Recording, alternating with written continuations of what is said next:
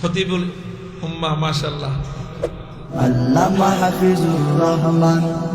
হিংসুকে হিংসা হবে যে শেষ, হিন্দুকে হিংসা হবে যে শেষ, হিংসুকে হিংসা হবে যে শেষ, নিন্দুকে নিন্দা হবে যে শেষ।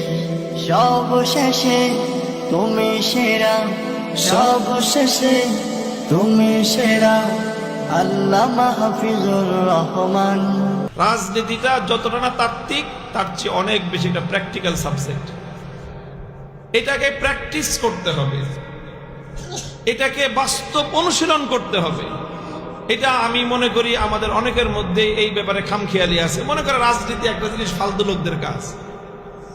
এই ফালতু লোকদের কাজ মনে করে করে আজকে আমরা আমাদের রাজনৈতিক নেতৃত্বকে দুর্বল করে তুলেছি।